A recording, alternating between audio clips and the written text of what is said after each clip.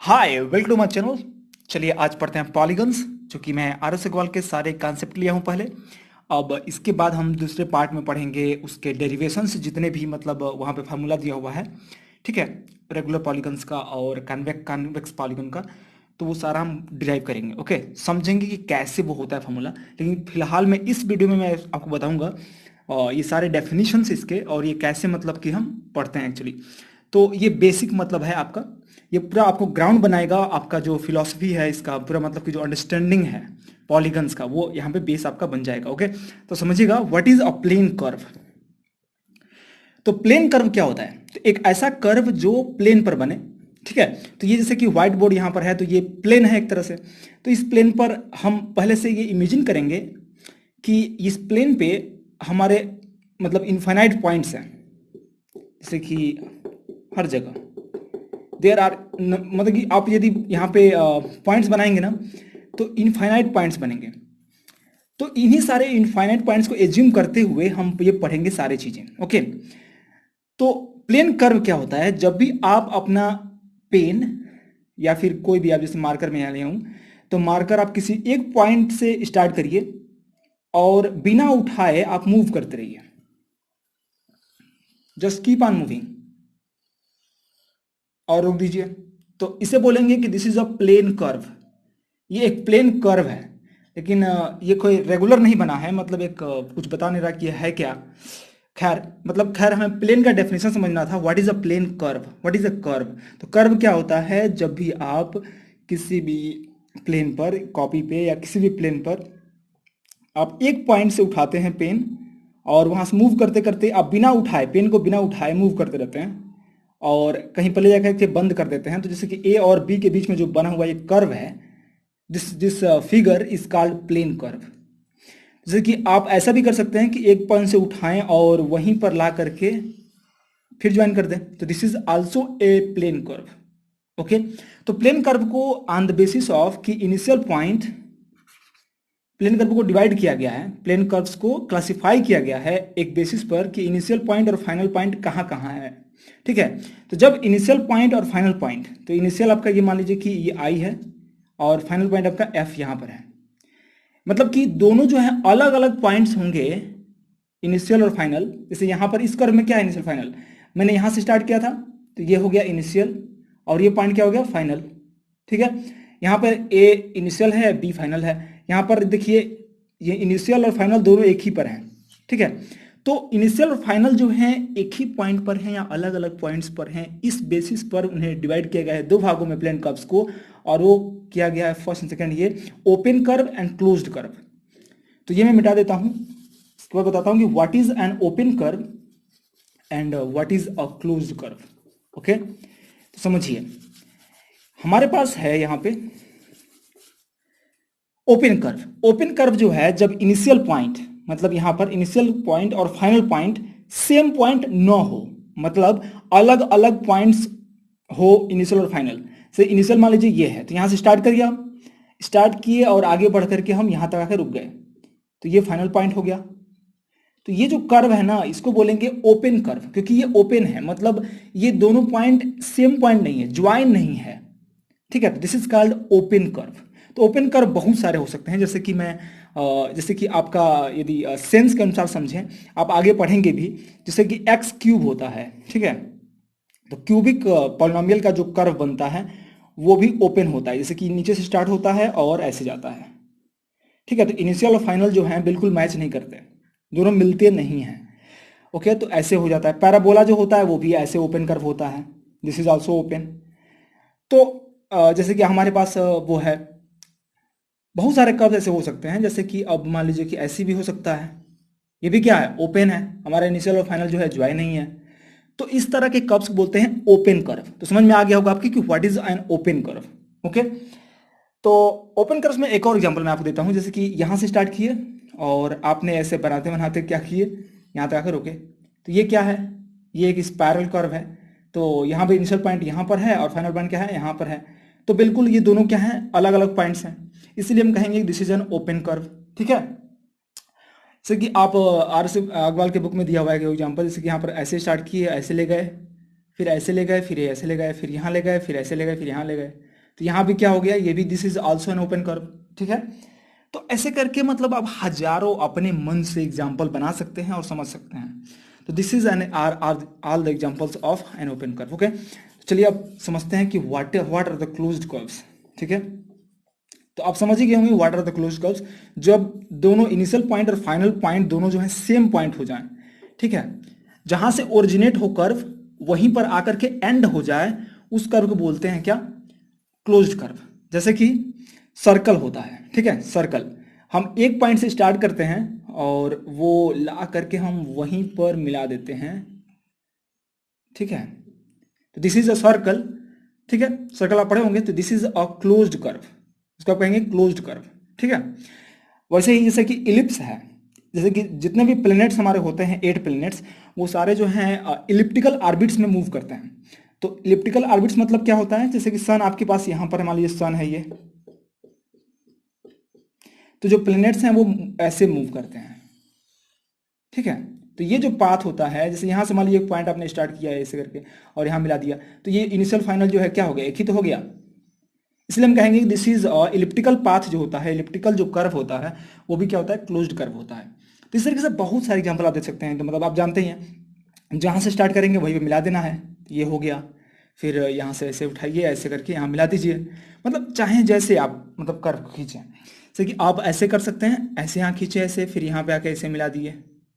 ठीक है तो आप अपने मन से चाहे जो बनाएं, आप समझ सकते हैं कि what is a closed curve. केवल आपको समझना है कि इनिशियल और फाइनल पॉइंट्स क्या हो, सेम। ओके, तो आप समझते हैं कि सिंपल क्लोज्ड कर्व क्या होता है। तो सिंपल क्लोज्ड कर्व वो कर्व होते हैं जो क्लोज तो होते हैं, लेकिन कभी भी वो एक दूसरे मतलब कहीं पर भी उसका जो शरीर है, उसका जो बॉडी है ना, वो कहीं पर इंटरसेक्ट नहीं करेगा। जैसे कि मैं यहाँ से ड्रा करूँ, ये ऐसे गया, ऐसे गया, फिर ऐसे गया, फिर ऐसे गया, तो इनिशियल फाइनल तो मिल गए हैं, ये क्लोज्ड हो गया है। और इसको बोलेंगे सिंपल, क्योंकि कहीं पर वो इंटरसेक्ट नहीं किया है। मतलब इसकी जो बॉडी पार्ट्स हैं वो एकदम अलग अलग मतलब कि पूरी तरह से फैले हुए हैं, कहीं पर इंटरसेक्टिंग नहीं हो रहा, कहीं पर ओवरलैपिंग नहीं हो रहा। इस कारण से बोलेंगे कि this is a simple curve. जैसे सर्कल भी क्या है, एक सिंपल कर्व है, क्योंकि यहां से स्टार्ट हो रहा है और कहीं पर भी ओवरलैपिंग नहीं हो रहा या फिर इंटरसेक्ट नहीं कर रहा अपने आप को। लेकिन यहां पर मैं ऐसे बनाऊं, ये जो कर्व है ऐसे, तो ये जो है ये ओवरलैपिंग यहां पे देखिए हो गया, इंटरसेक्ट यहां पे हो गया, यहां पे इंटरसेक्ट हो गया। तो this is not a simple closed curve. Okay, ये क्लोज्ड कर्व है क्योंकि इनिशियल फाइनल पॉइंट्स क्या हो गए, मिल गए हैं, तो ये क्लोज्ड कर्व है, but it is not a simple closed curve. ठीक है, तो आपको समझ में आ गया होगा कि क्या होता है सिंपल क्लोज्ड कर्व। जैसे कि मान लीजिए स्क्वायर ले लेते हैं आप, ऐसे कर लिए, फिर ऐसे बना लिए, ऐसे करके ऐसे, तो इनिशियल फाइनल पॉइंट मिल गया, लेकिन ये जो है कहीं पर भी इंटरसेक्ट नहीं हुआ है, कहीं पर ओवरलैपिंग नहीं हुई है, इसलिए बोलेंगे कि this is also a simple closed curve. Okay, तो इलिप्स जो होता है that is also a simple closed curve, क्योंकि ये कहीं पर ओवरलैपिंग नहीं हुआ, कहीं पर इंटरसेक्ट नहीं किया। लेकिन आप यदि ऐसे बनाएंगे, ये हुआ, तो ये क्या किया है, यहाँ पर एक बार इंटरसेक्ट हो गया है, तो this is a closed curve, but it is not a simple closed curve. Okay, तो सिंपल क्लोज्ड कर्व वो होते हैं जो कहीं पर इंटरसेक्ट नहीं करते। ठीक है, समझ आ गया होगा आपको। तो इसमें कुछ मैं आपको और एग्जांपल दूं सिंपल क्लोज्ड कर्व में, तो जितने पॉलीगन्स होते हैं, रेगुलर पॉलीगन्स, वो सारे के सारे जो हैं सिंपल क्लोज्ड कर्व होते हैं। ओके, जैसे कि पेंटागन हो गया, हेक्सागन हो गया, या फिर क्वाड्रिलेटरल्स हो गए, जितने भी मतलब कॉनकेव क्वाड्रिलेटरल्स हो गए। ओके, मतलब ऐसे क्वाड्रिलेटरल्स जो एक दूसरे को मतलब कभी इंटरसेक्ट नहीं करते। ठीक है, जैसे कि मैं आपको एग्जांपल दे रहा हूँ, अब सिंपल क्लोज कर बहुत सारे हो जाएंगे। जैसे कि पॉलीगन आप ले लीजिए, एक बार ऐसे बना लीजिए, जैसे ट्रेंगल बना लीजिए, कोई भी ट्रेंगल, सारे ट्रेंगल्स क्या होते हैं, सिंपल क्लोज कर्व होते हैं, क्योंकि ट्रेंगल्स में कभी इंटरसेक्शन हो ही नहीं सकता, कभी इंटरसेक्ट कर ही नहीं सकते कोई भी ट्रेंगल। ठीक है, और जितने भी क्वाड्रिलेटरल्स होते हैं, क्वाड्रिलेटरल्स को हम इंटरसेक्ट कर सकते हैं एक्चुअली। ठीक है, तो दो तरह के क्वाड्रिलेटरल बना सकते हैं, जैसे कि ऐसे बना लिया हम, और एक बार ऐसे बना सकते हैं, जैसे ये ले जा करके ऐसे करके ऐसे बना सकते हैं। तो यहाँ पर ये जो है ये क्लोज्ड कर्व है, लेकिन this is not a simple closed curve. लेकिन ये भी क्या है, क्वाड्रिलेटरल की तरह है, क्योंकि एक मतलब ये तो खैर कई सारे साइड्स लग रहे हैं यहाँ से, क्योंकि इंटरसेक्ट किया है इसलिए लग रहा है। तो इस तरह का जो क्वाड्रिलेटरल होता है या फिर इस तरह का जो फिगर होता है वो क्या है, क्लोज कर्व नहीं है। This is a close curve. यदि पेंटागन बनाए तो पेंटागन में भी जैसे सिंपल पेंटागन बनाते हैं तो इसको बोलेंगे कि this is a simple closed curve. Hexagon बनाएंगे तो हेक्सागन में भी जैसे ऐसे बनाते हैं, आप रेगुलर हेक्सागन लेते हैं तो this is also a simple closed curve. ठीक है, तो ऐसे ही heptagon, octagon, nonagon and decagon ऐसे बना करके आप सबको देख सकते हैं कि जो रेगुलर होंगे वो क्या होंगे, और सिंपल होंगे, जहाँ पे मतलब इंटरसेक्ट नहीं होगा, ओवरलैपिंग नहीं होगी कहीं पर भी, ऐसा नहीं होना चाहिए। ठीक है, तो हम समझ चुके हैं कि what is a simple closed curve. अब चलते हैं कि व्हाट आर द पॉलीगन। चलिए अब समझते हैं पॉलीगन्स क्या होता है। तो पॉलीगन जो होता है वो सिंपल क्लोज्ड कर्व ही होता है। Okay, a polygon is a simple closed curve but made up of only line segments. ठीक है, मतलब कि पॉलीगन्स क्या होते हैं, वो सारे सिंपल क्लोज्ड कर्व्स जो केवल लाइन सेगमेंट से बने होते हैं। तो what is a line segment? तो लाइन सेगमेंट जो होता है वो एक लाइन का छोटा सा पार्ट, जैसे कि मैं एक पॉइंट यहाँ ले लूँ, एक पॉइंट यहाँ ले लूँ, और इधर के सारे पॉइंट्स को मिटा दूं और इसके सारे पॉइंट्स को मिटा दूं, तो ये जो बनेगा this is called line segment.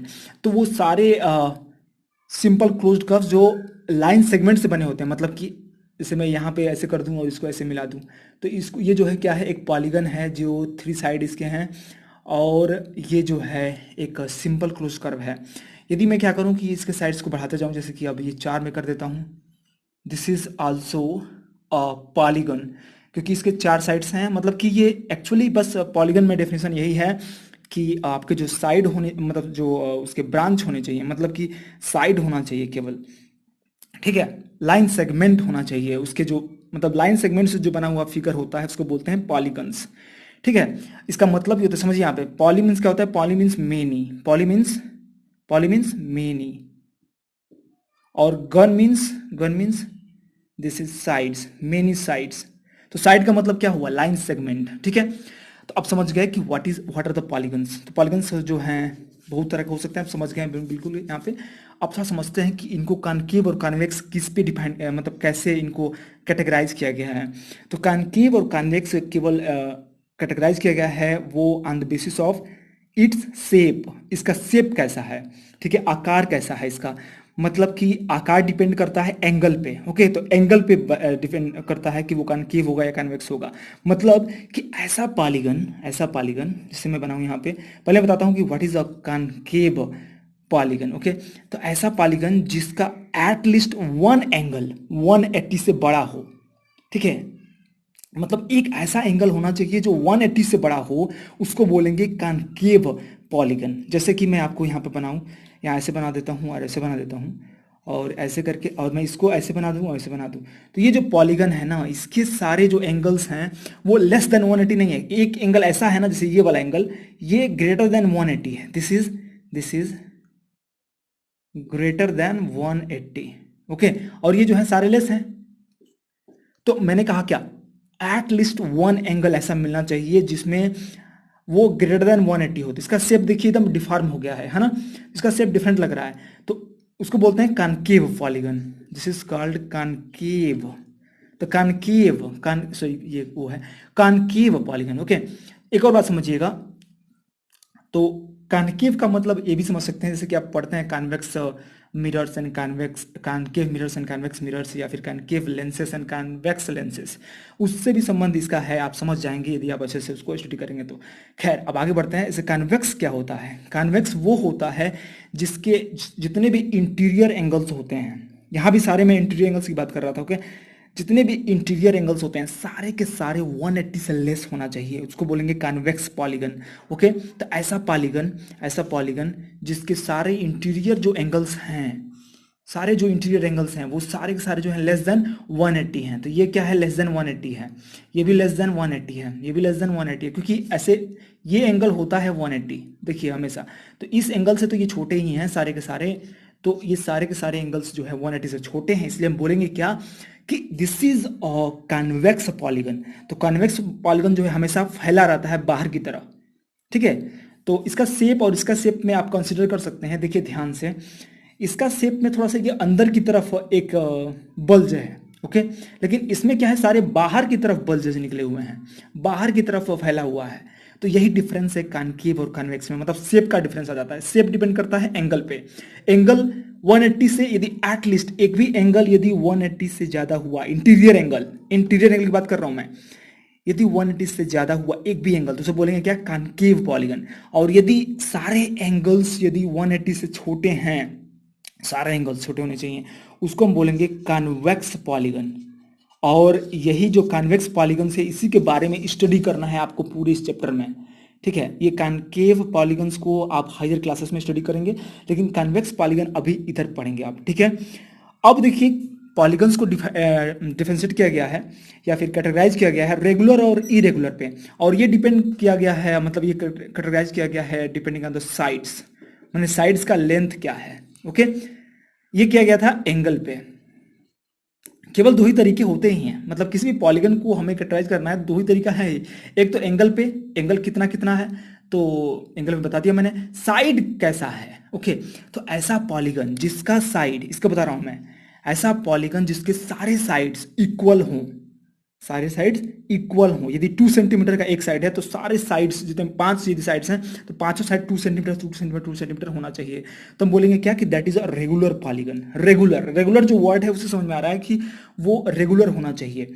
जैसे कि हमारे पास यहाँ पे, जैसे मान लीजिए बनाता हूँ मैं यहाँ पे एक हेक्सागन, रेगुलर हेक्सागन, तो जैसे कि इस तरह का कुछ होगा, तो सबका लेंथ यहाँ पर क्या है, सेम है। यदि मैं लिया हूँ तो मैं सेम दिख नहीं रहा, लेकिन सेम आप लेंगे तो होगा, ठीक है। तो यहाँ पर यदि सबका सेम लेंगे, मैं बना नहीं पा रहा हाथ से, खैर ये सारे के सारे जो हैं यदि सेम रहेंगे, जैसे 2 सेंटीमीटर ये भी है, 2 सेंटीमीटर ये 2, ये भी है 2, ये भी है 2, ये भी है 2, ये भी, तो हम कहेंगे कि दिस इज और रेगुलर पॉलीगन। यदि इरेगुलर का मतलब क्या होता है कि कोई भी एक ऐसा होगा जो जिसका लेंथ जो है डिफरेंट होगा फ्रॉम अदर साइड, ओके।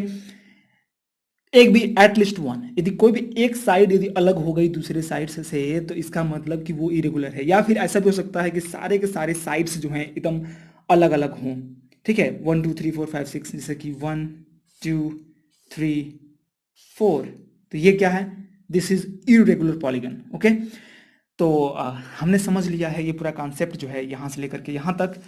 और यदि आप को समझ में आया तो बिल्कुल लाइक करिए और सब्सक्राइब करिए और अपने दोस्तों को भी शेयर करिए। और मैं इसके बाद बताने वाला हूँ कि वो जितने भी फार्मूलाज हैं, जितने भी आपके डेरिवेशंस हैं, जैसे कि इंटीरियर एंगल्स, जितने भी इंटीरियर एक्सटीरियर एंगल्स होते हैं वो कितने के बराबर होते हैं, जैसे कि 360/n ऐसा क्यों होता है, ये आप नेक्स्ट वीडियो पार्ट में देखेंगे, okay. Thank you so much for watching till now.